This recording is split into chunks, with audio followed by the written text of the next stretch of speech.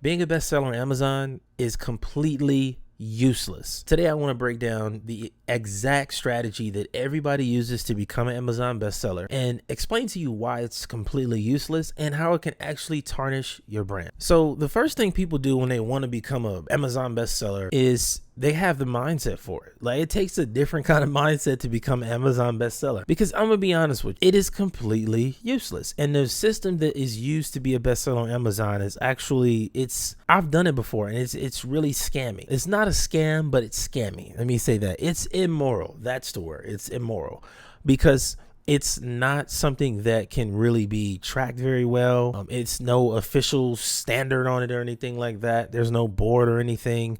Like, anybody can go and be an Amazon bestseller. That's why it really lost its value. It's not as valuable as you might think. So that's the first step. You gotta have a mindset to be a Amazon bestseller, to really care about that. I'm gonna just say it's crap. Now, secondly, the next step is you need to write a crappy book. I'm gonna just be honest. Most of the books that are Amazon bestsellers are crappy books. And I know this because I'm an avid reader. I love getting books. I love buying books, reading. And I've bought a lot of books that were supposedly bestsellers, and they were just crap. And I know a lot of authors, and I know the system they use to get there. Like, it's some people online that will literally take videos and then transcribe it and then put it on Amazon and then put it, I'm gonna explain the process, and then they become a bestseller from an automated video that wasn't even theirs. So that's not really valuable. If somebody can automate videos like this, you could take this transcription, put it in a book, and then become a bestseller from it. Is that really something that's valuable? Like, honestly, if anybody can do that. Now, I want you to think about this.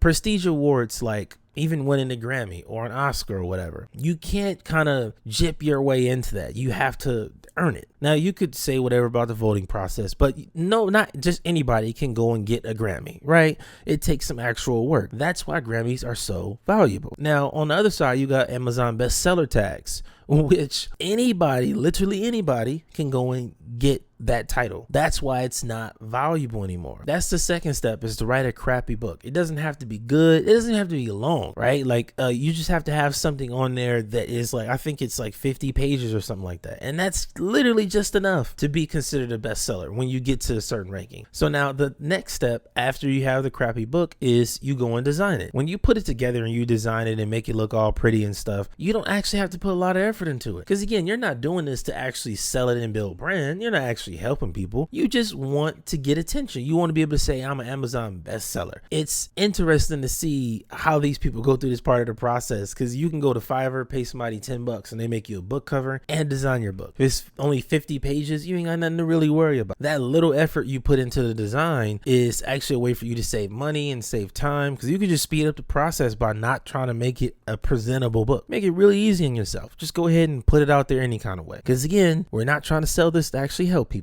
Now, this is where everything turns. This is where it gets very, very ugly. When the book is done and is designed and everything, now what people do is they go and add the book to Amazon. Now, when you add it to Amazon, you don't just go and put it in the correct category. You don't put the correct tags under it. You don't do that, because I've seen a lot of people that will have a self-help book, entrepreneurship, business, or whatever, and they go to some small, really non-competitive category like religion or something like that. Literally, Amazon does this thing where they have like a ton of categories. It's a ridiculous amount. And because there's so many, you can go to the ones that are the least active and put your book in that category, right? That's step one, obviously in the turning point. Now, the second thing is the pricing. This is a very, very important part of the process, because again, if you're not trying to help people, you don't really care about making money. You just want that Amazon bestseller tag. So what you do is you add the book to Amazon for only $1. Only $1. Not $5, not $10, only $1. Out of that $1, you'll probably make, I think it's like 60 cents. Amazon is still going to get 40. It's a ridiculous amount. And then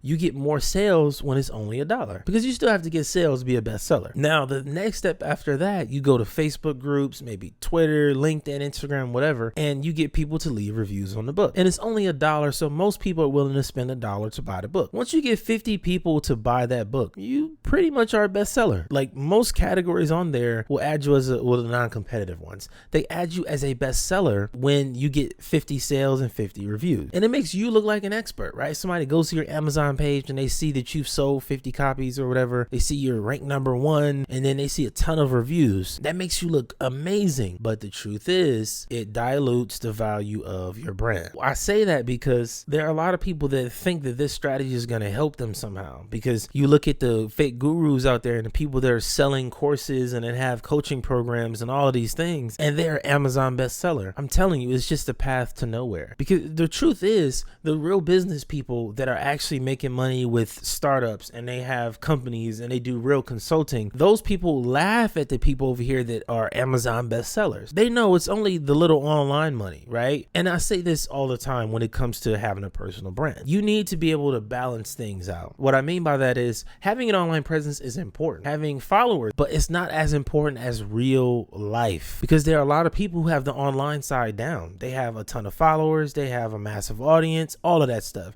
but they're not real people. When they step offline, they're not real. They don't have any real connections. They don't have any real value to offer. You know, they lean on this follower count and that online relevance to build their brand up. But if they got suspended from Twitter or suspended from Instagram, they're gone. Now, the people over here, they're real business people. These are the ones you should be looking up to, you should be following, because they're the ones that have real life influence, real life connections.